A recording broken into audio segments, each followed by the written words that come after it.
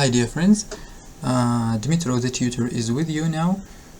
I just wanted to make a short video about the difference between pronunciation and accent and which one is more important for your success at the test of English and probably at some interviews and everyday communication, but first of all at your test, because it's highly practical and paramount for your success in your career and so on. So you see, the matter is that very often people, they confuse the concepts. They say, for instance, I have a bad accent and that's why I cannot get a high score at my test, because my speaking sub-score is lowered for that, and because I don't have any chances, and so on and so on. So please, first of all, we should be aware that pronunciation and accent are two different things. Let's read please the definition of pronunciation in the free dictionary. So three main points. Okay, the first: pronunciation is the act or manner of pronouncing words, utterance of speech. So this one is mostly like utterance of speech. It means that how you, for instance, you're telling me a story, how you utter sentences, phrases, those collocations, how you make pauses, how you make gaps between the words. Do you speak fast or slowly? It's your utterance of speech, distinctly or indistinctly. The second one, the second definition: pronunciation is a way of speaking a word, especially a way that is accepted or naturally understood. This is like almost the same as this one, but they mean that, for instance, a teacher is pronouncing a word to the classroom, yes, and so he or she is pronouncing a singular word, for example, with different pronunciation. So it's like this, but not about your stories, sentences, but about unique words. And finally, pronunciation may be understood as a graphic representation of the way a word is spoken using phonetic symbols. It's like the transcription, so it's not important for us, I mean, at least for our conversation today. So, in simple words, my friend, some accents are not pleasant to an American's or a British ear. For example, Slavonic accent. If a guy is from Belarus or Russia or something like that, so his or her accent, accent may be ugly, but the pronunciation is nice. He or she is easy to understand. This is the main thing, and that is what they want you on the English tests. Your accent matters very, very little. On the other hand, if some guys, very often, like guys from India, maybe from China, from France, they may have both not very nice pronunciation and not very nice accent. Let's now, by the way, switch to accent. I will show you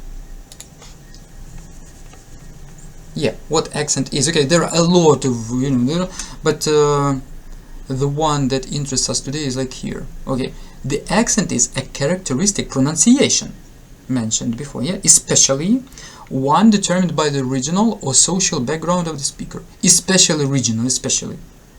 So let's take Germany, for instance. They have a lot of territories called lands, it seems to me, something like that, lands, So I remember we read some stories about it when I was at the university 20 years ago, 25 already, that some old lady from some village of one German land may not understand another lady from another village from another, region. Not because of bad pronunciation, but because of the accent, because they're very, very different regionally. They can utter the words distinctly. However, the nature, the functioning of their speaking organs differs because of regional differences. And B, accent, one determined by the phonetic habits of the speaker's native language carried over to his or her use of another language. So this one is maybe even more important to us. So if I am from, let's say, Brazil or Peru, and I'm taking my English test, of course my utterance of my native words will take its toll on the utterance of English words, and of course it will be very easy to tell if I'm a native speaker or a non-native speaker, even if my pronunciation is excellent. We can say that, I judge from my experience with my students, you can change your pronunciation just in several, maybe months, not less, but in a couple of years. It's possible. You try to pronounce the words distinctly, though not like a robot, So to some degree, to some extent. However, it may be practiced, it may be to change your accent dramatically takes years and years. Usually we have to travel and live on the territory of, for example, in the United States or Great Britain or Canada or wherever you like, Australia. However, a good news is that for our tests, your accent doesn't matter, at least it shouldn't. If you feel that you are underscored due to this, you can appeal or something like a counter appeal, because it's not fair. The pronunciation is another thing. If you're difficult to understand, how can they give you a high score? Imagine that you're sitting in a cafe in your native city and some foreigner comes and speaks to the waiter in like your language, but you cannot understand what he or she is. So how you would give him a high score? It's impossible.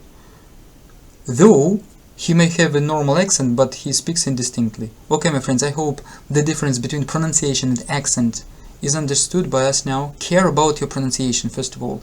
Leave your accent to the last resort, to the last place. It doesn't matter to your test. At least, maybe they will punish you, just, it's fun, for some micro points. But if we take IELTS, you will not be punished by 1 point. Like you, for example, instead of getting 7 for your speaking, you got 6 because of your accent. No, but because of your pronunciation, yeah. If you mumble something that it's impossible to discern what you're speaking, of course you may get punished even not by 1 point, but even by 2 points, which is highly probable.